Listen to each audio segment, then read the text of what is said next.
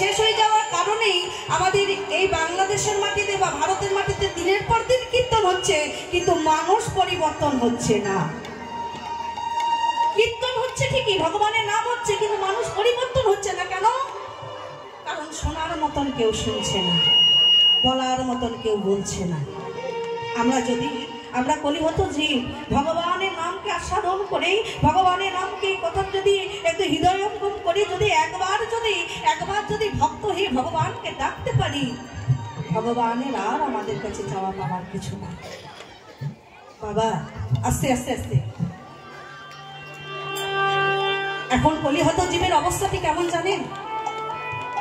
আমরা যদি কাউকে বলতে চাই একবার হরি নাম করো, কৃষ্ণ নাম করো, মালা জপ করো, নিরামিষ খাও, এই কথাগুলো যদি কাউকে বলতে চাই, সে ঘুরে উত্তর দেবে, শোনো আমরা যে হরি নাম করবো, কৃষ্ণ নাম করবো, পাবো কি? আসতে আমরা যে কৃষ্ণ নাম করবো, হরি নাম করবো, তা হরি নাম করলে কি পাবো? পাবোটা কি?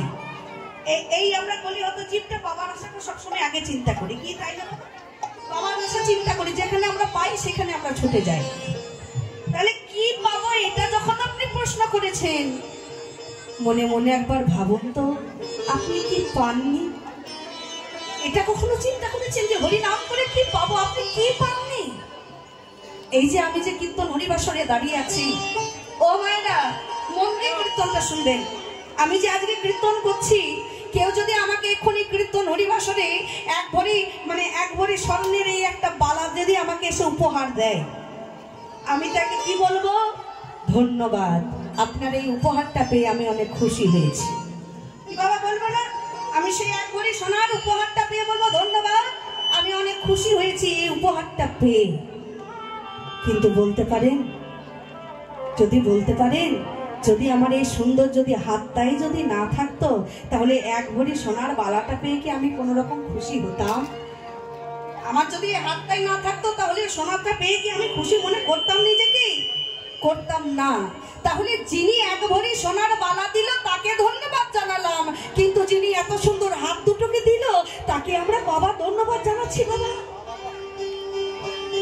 যে এত সুন্দর দুটি হাত দিয়েছে গোবিন্দের আস্বাদন করবার জন্য, গোবিন্দ পূজনের জন্য, যিনি এত সুন্দর দুটি চরণ দিয়েছে, ভগবান যে মন্দিরে যাবে ভক্ত সঙ্গ সাধু সঙ্গ করবে, যিনি এত সুন্দর দুটি নয়ন দিয়েছে ভক্ত দর্শন করবার জন্য, ভগবানকে দর্শন করবার জন্য, যিনি এত সুন্দর বদন দিল কৃষ্ণ নাম গাওয়ার জন্য, তার মন্দিরে গিয়ে কতবার বলছি প্রভু ধন্যবাদ, অনেক কিছু পেয়েছি। আসলে আমরা কলিহত জীব তো, ভগবান আমাদের না চাইতে অনেক কিছু দিয়ে দেয়, যেটার মান আমরা রাখতে পারি না। যা কিছু চাওয়ার আশা ছিল সেখান থেকে অনেক কিছু পেয়ে গেছি, তো তাই আমরা ভগবানকে দাম দিতে চাই না। কিন্তু যেদিন সময় চলে যাবে, একবারে যদি ভগবানের ডাকটা চলে আসে, যদি একবার যদি ভগবানের বাঁশিটি বেজে যায়, সেই দিনই বুঝতে পারবেন যে হো দুনিয়ায় আমি কি করে গেলাম।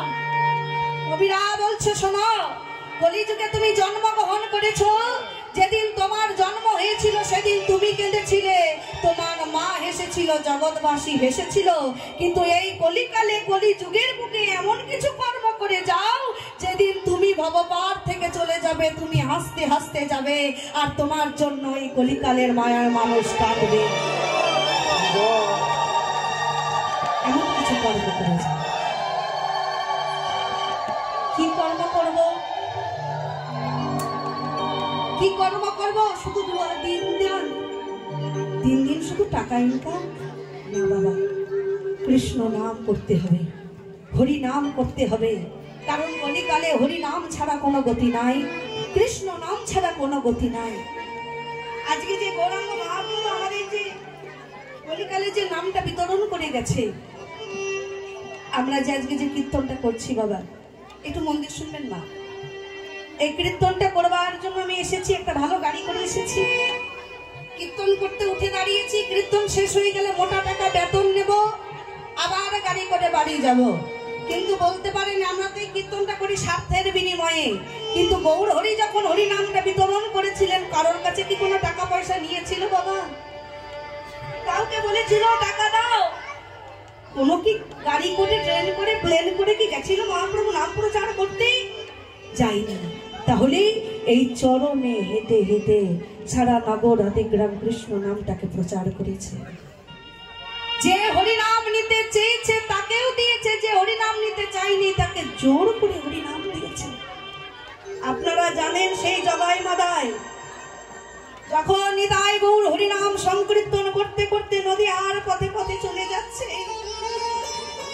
আর এইদিকে সেই জগাই মাদায় কি করলো? কলসির কানা দিয়ে নিত্যানন্দের মাথায় করলো আঘাত। যেই না আঘাত করেছে ঝটঝট করে নদীর ধারা বইছে, রক্ত বয়ে চলেছে মা। আর দাদা নিত্যানন্দের এই নিতাইয়ের মাথায় রক্ত দেখে গৌর গৌর চিৎকার করে বলল, দাদা দাদা, কোথায় সে আমার অস্ত্র, কোথায় সে সুদর্শন চক্র, কোথায় আমার ধনুর্বাণ, দাও আমি এক্ষুনি ওকে বধ করবো। দাদা নিতাই আমার বলল, ভাই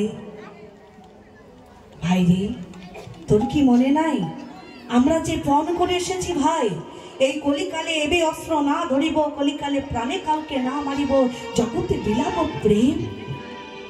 বিরাট অস্ত্রের কথা বলছে সবাই, কিন্তু আমরা তো কথা দিয়ে এসেছি যে এই কলিকালে কোনো অস্ত্র ধরবো না, তাদেরকে প্রেম দিয়ে ভালোবাসা দিয়ে উদ্ধার করব। ওরে ভাই জগাই মাদাই, মেরেছো তুমি কলসির কানা, তাই বলে কি তোমায় প্রেম দেব না? কি ভাবলে কলসির কানা দিয়ে আঘাত করেছো বলে তোমাকে কি প্রেম দিতে ভুলে যাব? না না না না না না, আমরা দু ভাই এসেছি কেন জানো? কারণ এই এই তোমাদের মতো কলিহত জীবদেরকে উদ্ধার করব বলে। দাদা, যদি কেউ হরিনাম নিতে না চায় তখন কি করব? শোনো, যদি কেউ হরিনাম নিতে না চায় আগে ভক্তের হাতে ধরবো, ভক্তের হাতে ধরে বলবো একবার কৃষ্ণ নাম করো, একবার হরি নাম করো। আর তাও যদি হরিনাম নিতে না চাই তবে কি করব জানো? যে কাজটা আমি খুব ভালো করি, যখন দেখবো কোনো ভক্ত আমার কাছে হরিনাম করছে না, অবশেষে ভক্তের দুটি রাঙা চরণ আমার বুকের মাঝে নিয়ে বলবো, রে কলিহত জীব, একবার কৃষ্ণ বলো, একবার হরিনাম বলো। আমরা দাঁড়ে দাঁড়ে না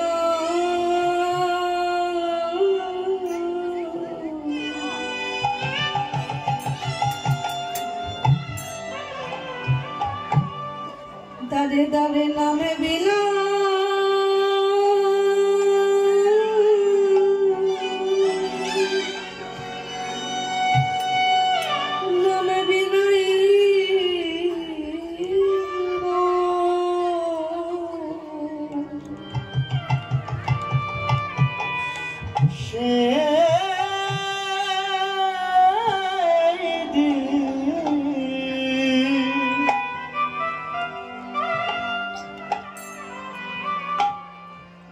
দাঁড়ে দাঁড়ে না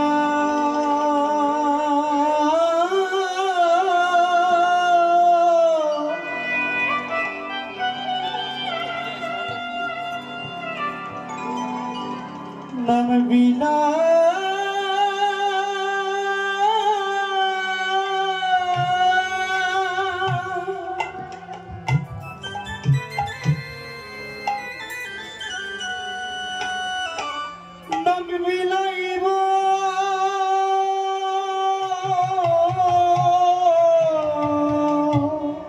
ভক্তের হাতে ধরে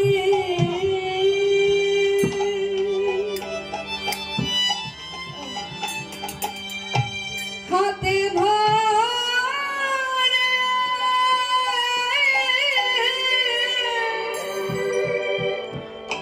ভক্তের পায়ে পড়ে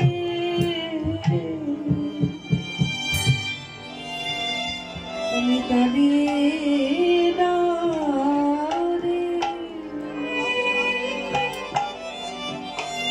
দাঁড়ে দাঁড়ে নামে বিনা,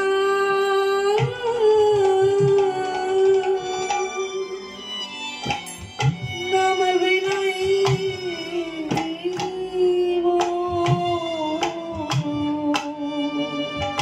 ওরম হাতে ধরে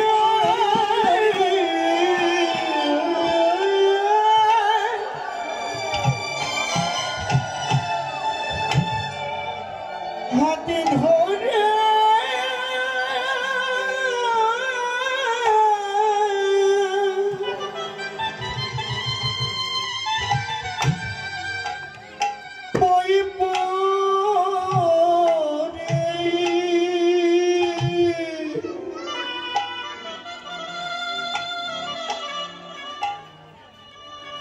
দারি দারি না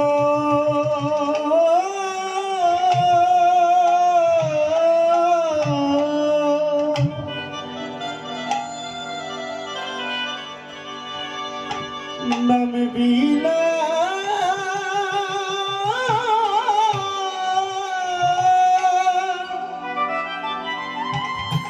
আরে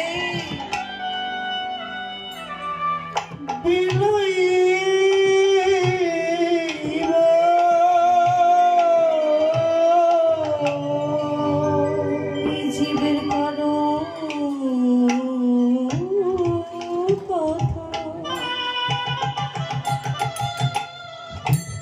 কারো কথা শুনবো না গো,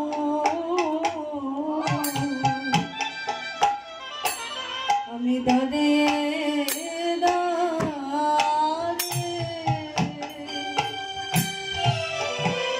দাঁড়ে দাঁড়ে নামবি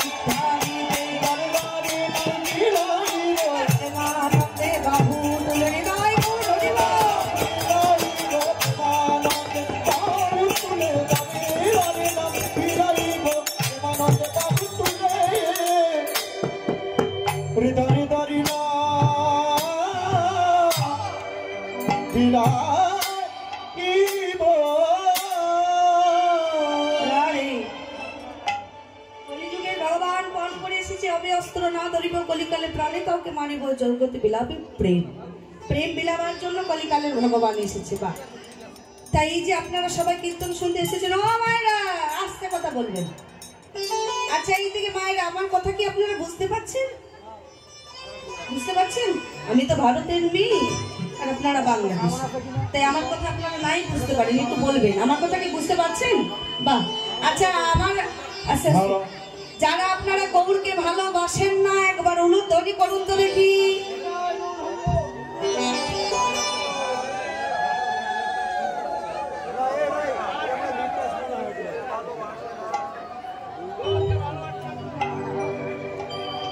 কে কে দিলেন হাত তুলুন।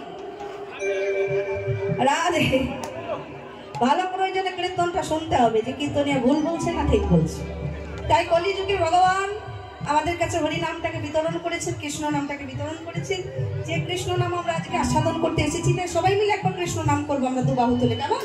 হ্যাঁ, হাতে ব্যথা ব্যথা নাই তো? ব্যথা আছে? নাই? আচ্ছা, আমি যতক্ষণ 4 ঘন্টা দাঁড়িয়ে থাকবো আমি ব্যথা ছাড়িয়ে দেবো, কেমন? একটু ব্যায়াম করে নেবো সবাই মিলে। জয় জয় রাধে, সবাই হাত দুটো তুলুন একসাথে। বা চলো সবাই মিলে বলবো হরে কৃষ্ণ হরে কৃষ্ণ কৃষ্ণ কৃষ্ণ হরে হরে হরে রাম হরে রাম রাম রাম হরে হরে। সবাই হাতে তালি দিয়ে হরে হরে একসাথে।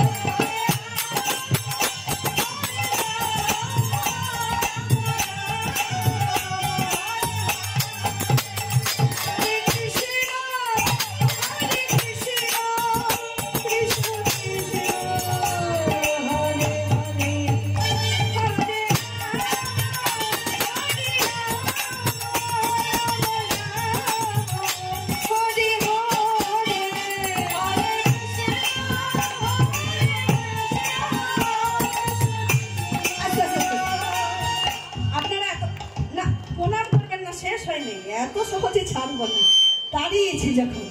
এই যে এত কষ্ট করে হাতে তালি দিচ্ছেন, আপনাদেরকে এত কষ্ট দিচ্ছি হাতে তালি দিয়ে। তা এখানে একটা লাভের কথা বলি, আমরা কলিহত জীব, যেখানে লাভ বেশি সেখানে আমরা আসি।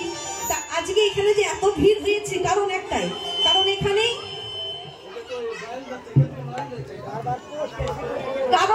কারণ এখানে আমাদের কিছু লাভ আছে, তার জন্য আমরা সবাই এসেছি। লাভটা কি না, এই যে আপনারা কষ্ট করে করতালি দিচ্ছেন, হাতে তালি দিচ্ছেন, এই হরিসভায় এসে হাতে তালি দিলে কি হয় জানেন? শুনুন, এই হাত নিয়ে যদি আপনারা জ্যোতিষীর কাছে যান, জ্যোতিষী বলবে আপনার হাতে অশুভ রেখা আছে, শনির দশা, মঙ্গলের দশা, বুধের দশা, বৃহস্পতির দশা। এই নানা রকম দশা কাটাতে গেলে নানা রকম পাথর পড়তে হবে, আংটি পড়তে হবে। কিন্তু গৌরাঙ্গ মহাপ্রভু কলিযুগে এসে বলছে, শোনো, তোমাদের হাতে যতই অশুভ রেখা থাকুক না কেন, তোমরা যদি এই হাত নিয়েই হরিসভায় এসে বসে যদি একবার করতালি দিয়ে হরিনাম কৃষ্ণ নাম করো, তাহলে কি হবে? তোমাদের হাতে যত অশুভ রেখা থাকবে সব ঘুচে গিয়ে মঙ্গলে পরিণত হবে। তাহলে আমরা সবাই চাই আমাদের মঙ্গল হোক, তাই না? তাহলে যারা মঙ্গল করতে চান কৃপা করে সবাই হাততালি দিয়ে, হ্যাঁ, হরে কৃষ্ণ হরে কৃষ্ণ কৃষ্ণ কৃষ্ণ হরে হরে হরে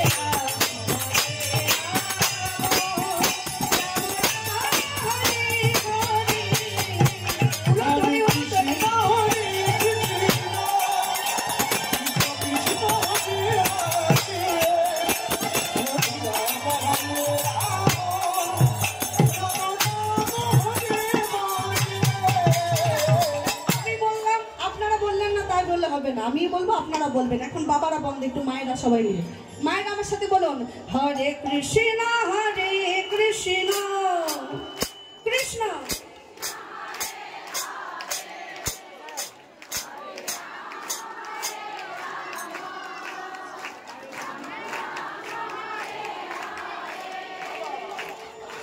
অনেকেই দিচ্ছে, কমিটির ভক্তগণ একবার ভালো করে লক্ষ্য করুন। আছে, অনেকেই বলছে, আবার আবার পাশে যে জন আছে সে জোরে না বলে কি করছে জানেন, আরে গলা বের করছে না, ওই তাদের সঙ্গে সঙ্গে মিলে মুখটা বলছে কীর্তনিয়া তো দেখতে পাচ্ছি যে আমি মুখটা হেলাচ্ছি, তাহলেই তো আমার কোনো শুনুন মা, আপনি যদি ওইটা ভেবে থাকেন তাহলে কীর্তনিয়াকে ফাঁকি দিতে পারবেন, কিন্তু যার জন্য এত সুন্দর কণ্ঠটা পেয়েছেন তার চোখে তো ফাঁকি দেওয়া যাবে না, যাবে রাধি? তাই একটু জোরে জোরে বলতে হবে, মায়েরা একটু সবাই জোরে গলায় বলুন, হরে কৃষ্ণ হরে কৃষ্ণ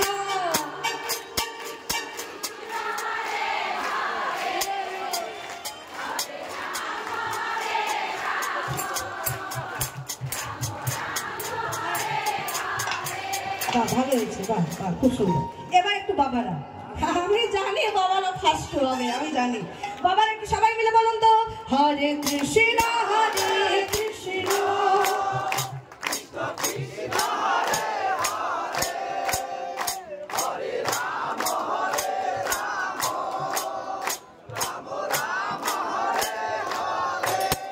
দেখুন বাবার এই কজন তাই এত জোর, আর আপনারা এতজন মায়েরা হয়ে একটা গলার জোর বের করতে পারছেন না। এবার সবাই তো হাত তুলে, মায়েরা বাবার সবাই একসাথে হাত তুলুন, হ্যাঁ সবাই একসাথে জোরে জোরে বলুন, হরে কৃষ্ণ হরে কৃষ্ণ হরে কৃষ্ণ কৃষ্ণ হরে হরে হরে রাম হরে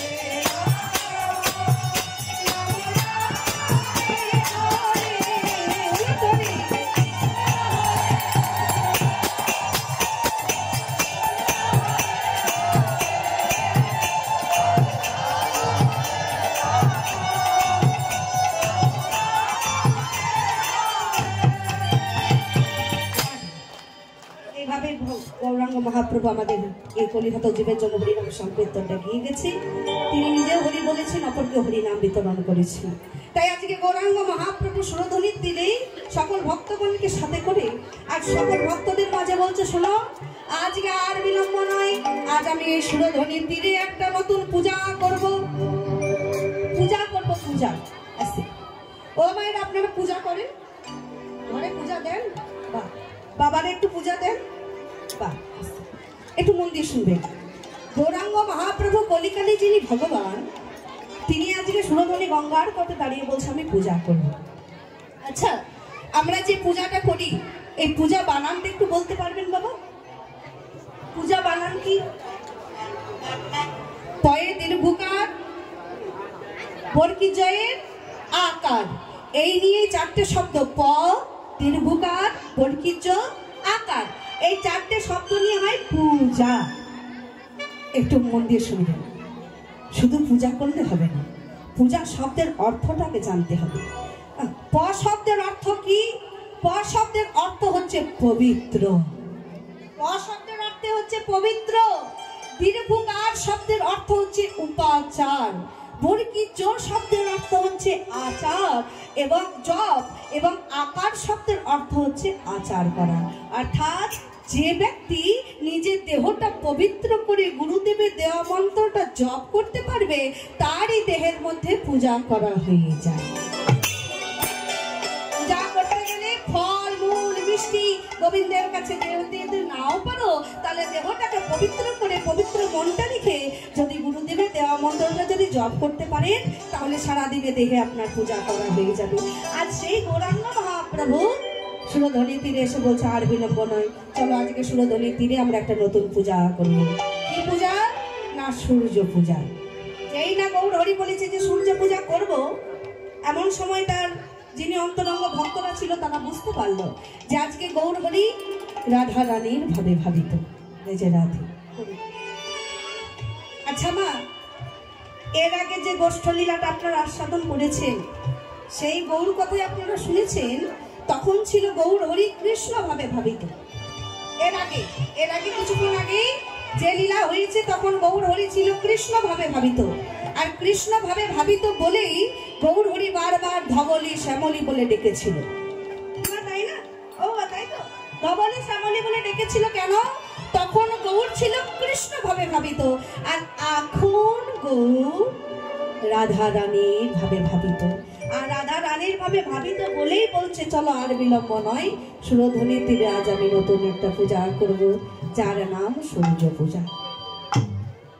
যারা অন্তরঙ্গ ভক্ত তারা বুঝতে পারলো যে যেহেতু গৌরহরি রাধারানীর ভাবে ভাবিত, তাই আজকে গৌরহরিকে সবার মাঝে রাখলে হবে না, গৌরহরিকে একটু লুকিয়ে লুকিয়ে রাখতে হবে।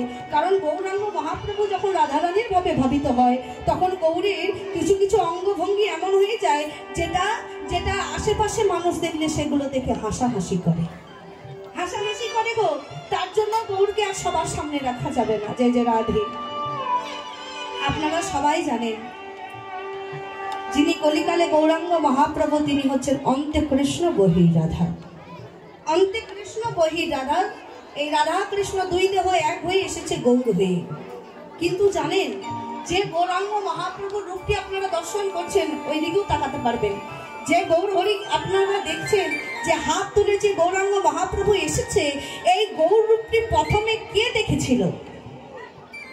এই যে হাত তোলা যে গৌর রূপ, বলতে পারবেন যে গৌর রূপটি প্রথমে কে দেখেছিল? এই গৌর রূপটি প্রথমে দেখেছিল আমাদের রাধা রানী। এই গৌর রূপ প্রথমে দেখেছিল রাধা রানী। কখন? না গোবিন্দ একদিন রাধা রানীর কাছে ছুটে এসেছে, রাধে ও রাধে, জানো রাধে, এই বিশ্বব্রহ্মাণ্ডের মানুষ, এই বিশ্বব্রহ্মাণ্ডের মানুষ আমাকে সবাই ডাকে, সবাই ভালোবাসে, কিন্তু জানো রাধে তাদের ডাকে সাড়া দিতে আমার একটু দেরি হয়, আমি সবার ডাকে সাড়া দিই না। কিন্তু জানো রাধে, তুমি ও তোমার এই অষ্টসখী যদি একবার হা কৃষ্ণ বলে ডাকে, আমি তোমাদের ডাকে সাড়া দেওয়ার জন্য তাড়াতাড়ি উতাল হয়ে তাড়াতাড়ি ছুটে আসি তোমাকে দর্শন দেওয়ার জন্য। কেন রাধে, কেন? কি এমন দিয়ে তোমরা আমাকে ডাকো যার জন্য আমি সবকিছু ত্যাগ করে তোমাদের কাছে ছুটে আসি? কি এমন দিয়ে ডাকো যার জন্য ছুটে আসি বারবার তোমাদের কাছে? বলো না রাধে। রাধারানী আমার বলল, শোনো হে গোবিন্দ, আমি যে কি দিয়ে ডাকি, আমার এই অষ্টসখী যে তোমাকে কি দিয়ে ডাকে, এটা জানার মতো তোমার এখনো ক্ষমতা হয় নাই। গোবিন্দ মনে মনে ভাবলো যে বিশ্বব্রহ্মাণ্ডকে আমি সৃষ্টি করেছি, আর সেই রাধারানী বলছে কিনা যে তার একটা কথা বোঝার মতো আমার কোনো ক্ষমতা হয় না। রাধে বলো না রাধে, কি দিয়ে ডাকো বলো।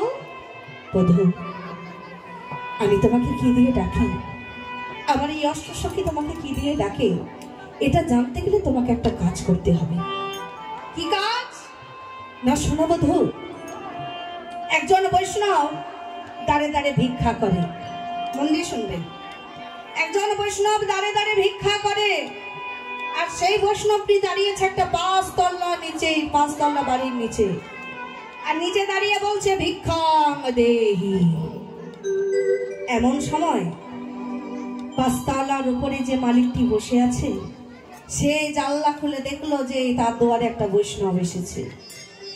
5 তলার মালিকটি বৈষ্ণবকে প্রশ্ন করলো, হে বৈষ্ণব, তুমি যে এটা 5টা দুয়ারে যে ভিক্ষা করো, সেই ভিক্ষা করে চাল রান্না করে যে তুমি ভগবানকে ভোগ লাগিয়ে প্রসাদ পাও, তাই এই চালের স্বাদটা কেমন বলতে পারবে? চালের স্বাদ মানে এই চালের স্বাদটি কেমন বলতে পারবে? সঙ্গে সঙ্গে বৈষ্ণবটি কি করলে জানেন? বৈষ্ণবটি গলায় বস্ত্র নিয়ে হাত জোড় করে ওই 5 তলার উপরে তাকিয়ে বলছে, হে মহাজন, আপনার সঙ্গে কথা বলার মতো কোনো যোগ্যতাই আমার নাই, আমি ভিখারি, আপনি ধনী, তাই আপনার সাথে কোনো কিছু কথা বলার আমার যোগ্যতা নাই।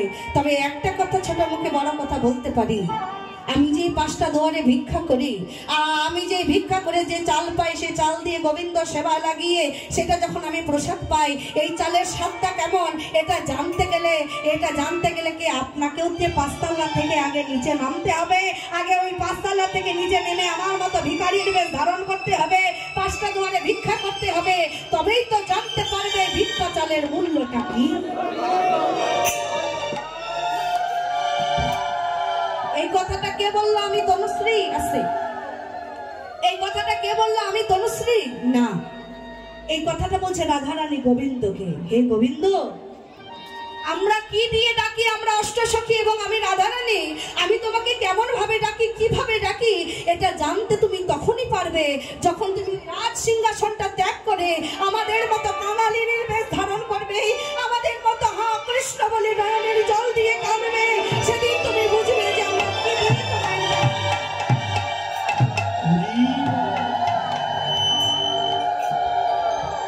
গোবিন্দ আমার বলো রাধে, ও রাধে, জানো রাধে,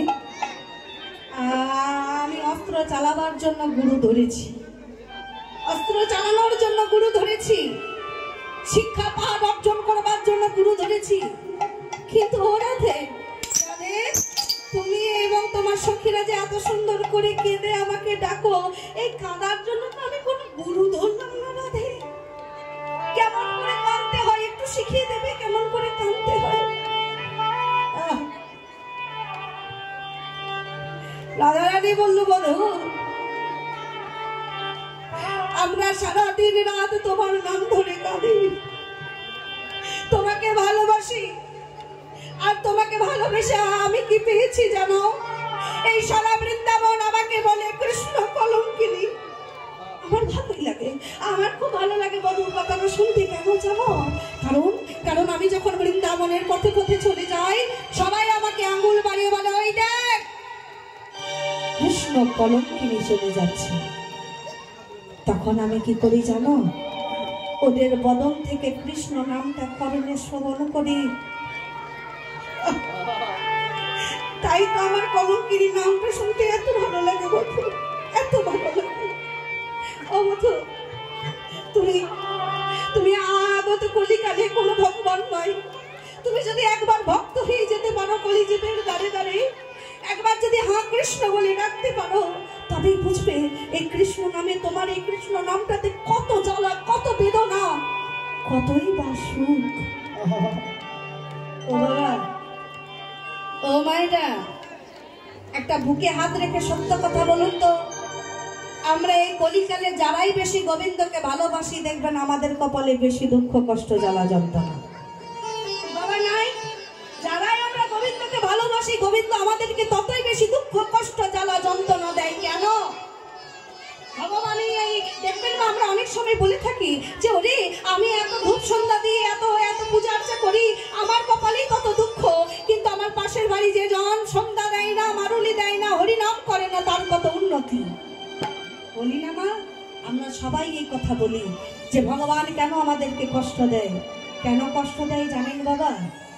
দেখবেন যে যেখানে যে স্কুলে পড়াশোনা করে, একমাত্র শিক্ষক শিক্ষিকারা সেই স্টুডেন্টদেরই কিন্তু পরীক্ষা নেয় বাবা। তাহলে আমরা যারা ভগবানের ভক্ত, ভগবান আমাদেরকে ততই পরীক্ষা করতে সহযোগিতা করে। তার একটাই কারণ, ভগবান তো জানে যে আমরা যত সুখে থাকবো, আনন্দে থাকবো, কেউ গোবিন্দকে ডাকবো না, কিন্তু যখনই আমরা কষ্ট পাবো, দুঃখ পাবো, তখনই ভগবানের কাছে গিয়ে বলবো, দয়াল এমন কেন হলো? ওরে কলিহত জীব, যদি কষ্ট পেয়ে যদি আমাকে ডাকতে হয়, তাহলে তোরা কষ্টের মধ্যেই আমাকে ডাক, কষ্টের মধ্যেই আমাকে ডাক। আর সেই গৌরাঙ্গ, সেই ভগবান কৃষ্ণচন্দ্র রাধারানীকে কথা দিল, রাধে বেশ তোমার কথা মতনই আমি কলিকালে যাবো ভক্ত হয়ে। রাধারানী বলল, বধূ, তুমি যে কলিকালে ভক্ত হয়ে যাবে, তা তোমার রূপটা কেমন হবে এটা যদি বলতে বড় ভালো হতো। দেখো, এই সেই প্রথম রূপ দেখা। তুমি যে কলিকালে যাবে ভক্ত হয়ে, তোমার রূপটি কেমন হবে, তুমি দেখতে কেমন হবে, তোমার পোশাক আশাক কেমন হবে, এটা যদি একটু বলতে বড় ভালো হতো। গোবিন্দ তখন বলল, না রে, এখন দেখাবো না, প্রয়োজন মতো তোমাকে দেখিয়ে দেব। এই বলে আপনারা সবাই জানেন, রাসলীলায় যখন আনন্দ করতে করতে রাধা কৃষ্ণ দুজন একসঙ্গে শয়নে ছিল, রাধারানী ঘুমিয়ে আছে। গোবিন্দ মনে মনে ভাবলো, এই হলো সুযোগ। রাধারানী ঘুমাচ্ছে, আর রাধারানীর স্বপ্নের মধ্যে আমি সেই আমার গৌর রূপটাকে ভাসিয়ে দেব। এবার যখন রাধারানী ঘুমাচ্ছে বাবা, রাধারানী স্বপ্নের মধ্যে দেখছে সেই গৌর। কত সুন্দর দেখতে, কি অপূর্ব রূপ। আজ লম্বিকা ভুজ গৌর, কত লম্বা, কত সোজা, গায়ের রংটি সোনার বর্ণ। এইভাবে গৌর রূপটাকে দেখছে আমাকে রাধা রানী। রাধা রানী যখন স্বপ্নের মধ্যে গৌর রূপটাকে দেখছে, ওই গৌর রূপ দেখতে দেখতে রাধা রানী মনে মনে ভালোবেসে ফেলেছে, গৌরবটাকে দেখতে দেখতে মনে মনে ভালোবেসে ফেলেছে রাধারানী। এবার যখন স্বপ্নটা ধীরে ধীরে ভাঙ্গ হয়ে গেল, রাধারানী মনে মনে ভাবছে একই আমি কি করলাম, আমি তো আমার বধূর সঙ্গে শয়নে আছি, আর আমার বধূর সঙ্গে শয়নে থেকে আমি একটা পরপুরুষের রূপ দেখলাম। ছি ছি ছি ছি ছি ছি ছি ছি, এই কথা যদি আমার গোবিন্দ একবার জানতে পারে যে আমি গোবিন্দের সঙ্গে শয়নে থেকে একটা পরপুরুষের রূপ দেখলাম, তাহলে আমার গোবিন্দ অনেক কষ্ট পাবে। এই বলে রাধারানী কাঁদতে বসেছে। মায়েরা, ভগবান সব সহ্য করতে পারে, কিন্তু ভক্তের নয়নের জল সহ্য করতে পারে না। যেই না রাধারানী কেঁদেছে, এমন সময় গোবিন্দ উঠে বলছে, রাধে ও রাধে, কাঁদছো কেন রাধে, কি হয়েছে? বধূ জানো বধূ, আজকে কোনোদিন এমন হয় না, কিন্তু জানো বধূ, আজ আমি যখন ঘুমিয়েছিলাম, আমি স্বপ্নের মধ্যে সেই গৌর রূপকে, সেই একটা অপরূপ পুরুষের রূপ দেখেছি, আর সেই অপরূপ পুরুষের রূপটাকে দেখে আমি স্বপ্নের মধ্যে তাকে ধীরে ধীরে ভালোবেসে ফেলেছি। ও বধূ, তুমি তো ভালো করে জানো বধূ, এই বৃন্দাবনে কোনোদিন আমি কোনো পরপুরুষের মুখ দেখি না, তাহলে আজকে আমার এমন কেন হলো? আমি তাহলে অনেক বড় অন্যায় করে ফেলেছি বন্ধু। গোবিন্দ রাধারানীকে বললো, রাধে কেঁদো না, রাধে কেঁদো না, আসলে তুমি স্বপ্নের মধ্যে যে রূপটাকে দেখেছো, যে অপরূপ পুরুষটাকে দেখেছো, সেটা আর অন্য কেউ নয়, সেটা হচ্ছে আমি। রাধারানী বলছে, না না না, এটা তো তুমি হতে পারো না, কারণ আমি যাকে স্বপ্নে দেখেছি সে হচ্ছে আজ অনুলম্বিত বুঝো কত সোজা, আর তুমি তো বাঁকা শ্যাম, তা তুমি বাঁকা থেকে সোজা হলে কি করে? গোবিন্দ বলল, রাধে জানো রাধে, আমি এই তাপর যুগে নিজে বাঁকা হয়েছি বলে আমার ভক্তরা বাঁকা পথে হাঁটতে গিয়ে তারা গোবিন্দ পাইনি। এই আগত কলিকালে আমি নিজেও সোজা হয়ে দাঁড়াবো, আর আমার কলিহত ভক্তদেরকে সোজা পথে হরি নাম দিয়ে তাদেরকে উদ্ধার করে দেব। তাই এবার রাধারানী বলল, হে গোবিন্দ, তাহলে তুমি আমাকে এই রূপটা তো ভালোভাবেই দেখাতে পারতে, তাহলে এমন ভাবে আমাকে কাঁদালে কেন? গোবিন্দ বলল, শোনো রাধে, আমি মনে মনে ভাবছিলাম যে আমি যে গৌর রূপটাকে নিয়ে কলিকালে যাব, সেই গৌর রূপটাকে দেখে মানুষ ভালোবাসবে কিনা, সেই গৌর রূপের কাছে মানুষ কাঁদবে কিনা, প্রেম নেবে কিনা, তার জন্যই আমি স্বপ্নের মধ্যে তোমাকে আমার গৌর রূপটাকে দর্শন করিয়েছি। আর আমি এখন বুঝে ফেলেছি যে স্বপ্নের মধ্যে তুমি গৌর রূপটাকে দেখেছো, স্বপ্নে দেখে যদি তুমি তাকে একটুও ভালোবাসো, তাহলে আগত কলিকালের ভক্তরাও সেই গৌর রূপকে ভালোবাসবে, সেই গৌর রূপে প্রেমে পাগল হবে, আর গৌর বলে সবাই দুবাহু তুলে হরি বলবে। জয় জয় রাধে। তাই সেই গৌরাঙ্গ মহাপ্রভু, প্রভু আমার দাঁড়িয়ে দাঁড়িয়ে নাম বিলাইলো,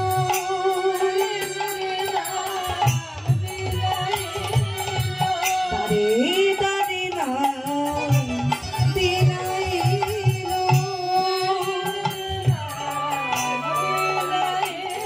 ভক্তের হাতে ধরে পায়ে পড়ে দাঁড়িয়ে দাঁড়িয়ে নাম বিলাইলো,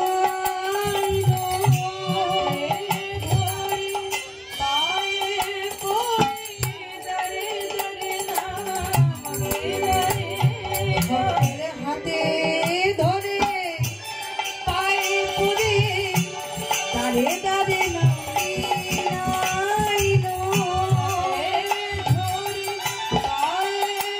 মুখে হরি হরি হরি বলে, হরি হরি হরি বল, হরি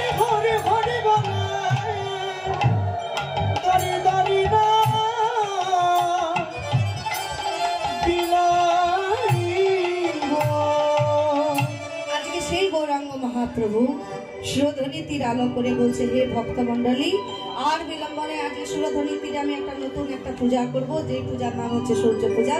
তাই এই সূর্য পূজা করতে গেলে আমার একটা বিশেষ জিনিসের প্রয়োজন। গৌরাঙ্গ মহাপ্রভু বলছে, কি জিনিস? না, আগে যে জিনিসটা প্রয়োজন সেটা হচ্ছে একটা বসন। বাবা বসন গো বসন। গৌরাঙ্গ মহাপ্রভু কি বসন পড়েন আপনারা জানেন? আচ্ছা, আপনাদের কাছে একটা ছোট্ট প্রশ্ন, আপনারা কারা কারা গৌরকে দেখেছেন? হাত তুলুন। গৌরকে কারা দেখেছেন? গৌরকে দেখেন নাই আপনারা? ও মায়েরা, গৌরকে কারা দেখেছেন? হাত তুলুন। যা বাবা, কেউ দেখেন নাই? কারোর বাড়িতে নাই? তাহলে হাত তুলছেন না কেন? ব্যথা? হাত তুলুন, কে কে গৌরকে দেখেছেন? হ্যাঁ, বাহ বাহ বাহ, এই তো সম্মুখে দেখতে পাচ্ছেন না? এই যে কি সুন্দর গৌর নিতাই। আসলে কি হয়েছে জানেন, আমাদের হিন্দু সনাতন ধর্মের মানুষের বাড়িতে, প্রত্যেকটা বাড়িতে গৌর নিতাই আছে, সবার বাড়িতে নিতাই গৌর থাকে। কিন্তু আস্তে আস্তে আমরা অনেক সময় চিনতে ভুলে যাই যে এই যে দুজন হাত তুলে দাঁড়িয়ে আছে, এদের মধ্যে কোনটা নিতাই আর কোনটা গৌর? এদের মধ্যে কোনটা নিতাই কোনটা গৌর আপনারা কি জানেন? বলতে পারবেন? এই দুজন দাঁড়িয়ে আছে, কোনটা নিতাই কোনটা গৌর? রাধে, একটু মন দিয়ে শুনবেন। তত্ত্ব কি বললো না, যিনি গৌরাঙ্গ মহাপ্রভু তিনি হচ্ছেন অন্তে কৃষ্ণ বহি রাধা। অন্তে কৃষ্ণ মানে ভিতরটা পুরুষ স্বভাব, বহি রাধা মানে বাইরেটা নারী স্বভাব। তার নারীদের কোন পদ আগে বাড়াতে হয়? কোন পদ বাড়ানো শুভ কাজ? বাম পদ। বা তাই যিনি গৌরাঙ্গ মহাপ্রভু তিনি অন্তে কৃষ্ণ বহি রাধা, বাইরেটা নারী স্বভাব রাধা ভাব, তাই গৌরাঙ্গ মহাপ্রভুর বাম পা বাড়ানো আছে। চরণ দেখেই বুঝে নেবেন ইনি হচ্ছেন গৌরাঙ্গ মহাপ্রভু। আর যিনি আমাদের দাদা নিতাই, ওই দাদা নিতাইয়ের ডান পদ বাড়ানো আর বা দিকে ভাইয়ের দিকে মস্তকটা হেলানো থাকে। কারণ সবসময় ভাই কি করছে সেটা নজর রাখতে হবে, তো তাই ভাইয়ের দিকে মস্তকটা হেলানো থাকে। চাই সেই গৌরাঙ্গ মহাপ্রভু আমাদের মাঝেই হরি নামটা বিতরণ করেছেন, কৃষ্ণ নাম বিতরণ করেছেন। তাই গৌর হরি এলো কখন, কেমন ভাবে এলো? একটু সময় মিলে উলুধ্বনি। আমাদের গৌর এলো রে,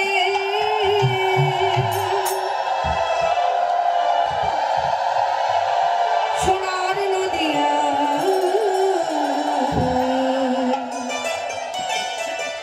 ও মায়া উলুর ধ্বনি শঙ্খ ধ্বনি শব্দ শোনা যায়। আমাদের গৌর এলো রে,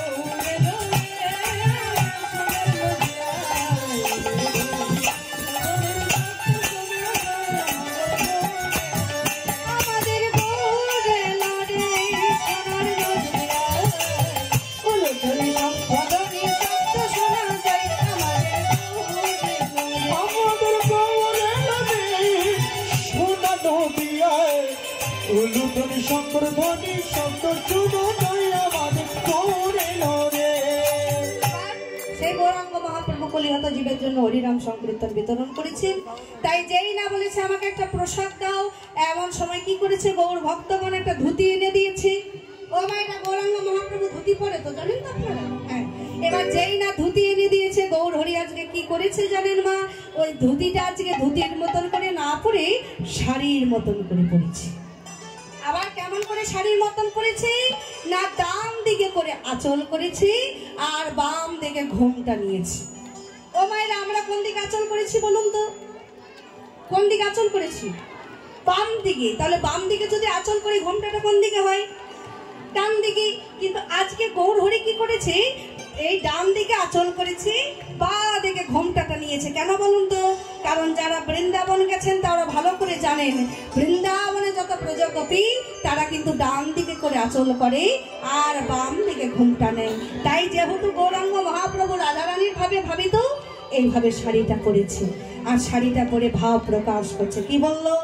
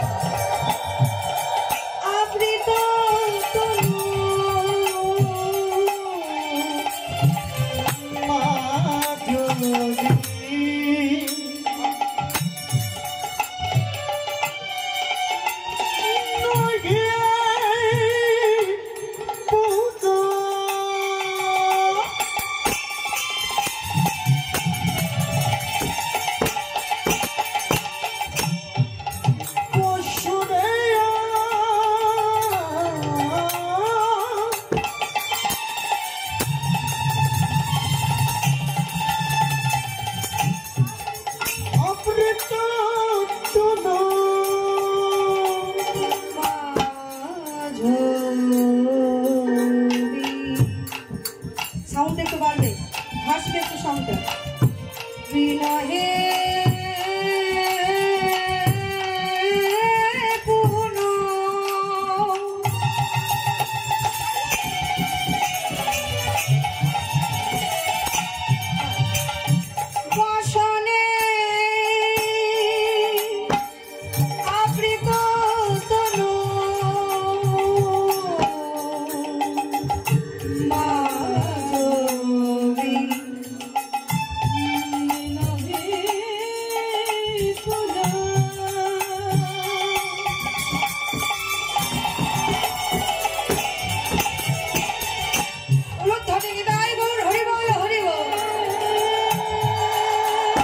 নবদ্বীপ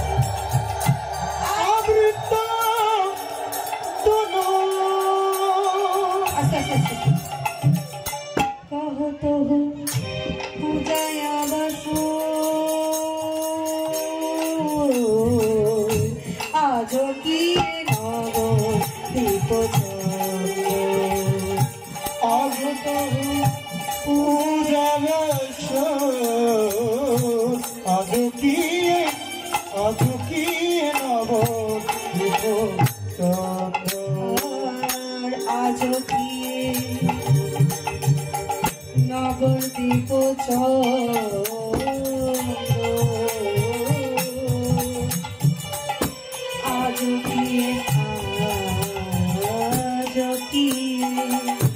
নবদ্বীপ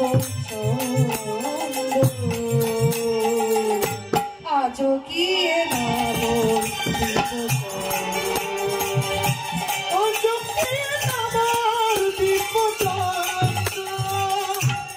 আজকিয়ে নবদ্বীপ চন্দ্র। আজ গৌরাঙ্গ মহাপ্রভু, আজ রাধারানীর ভাবিত গৌরা আজ ডান দিকে আঁচল করেছে, বাম দিকে ঘোমটা কেনে বলছে যে চলো আর বিলম্ব না। আচ্ছা বাবা, আপনারা একটু মায়ের আপনারা কথা বলুন। একটা পুরুষ মানুষ যদি শাড়ি পরে আর শাড়ি পরে যদি নারীর মতন বেশ আচরণ করে, তাহলে আমরা হাসবো না তাকে দেখি? হ্যাঁ, আমরা তো তাকে দেখে হাসবো। সবাই তো আর বুঝবে না যে কোন ভাবের উদয়। তাই যিনি গৌরাঙ্গ মহাপ্রভুর অন্তরঙ্গ ভক্তরা তারা বুঝতে পারলো যে গৌর হরিকে এইভাবে রাস্তার মধ্যে রাখলে হবে না, কারণ গৌরের এই স্বভাব যদি আরো 5টা মানুষ দেখে সেটা নিয়ে হাসাহাসি করবে। তাই গৌর হরিকে নির্জনে নিয়ে গেলে বললো, প্রভু আর কি করা লাগবে? বলে পূজা করতে আর যা যা লাগে সেগুলো সবই কিছুই লাগবে। কি কি? কিবা ধূপ দীপ গন্ধ পুষ্প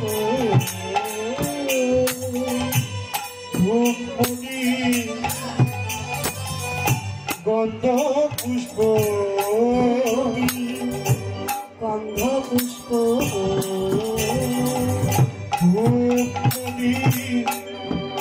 গন্ধ পুষ্প মিষ্টান্ন সাজা সাজা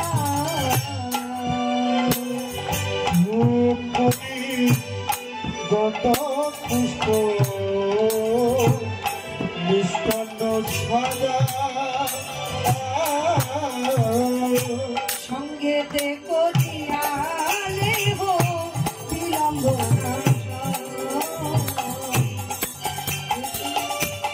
করিয়ালে হো বিলম্ব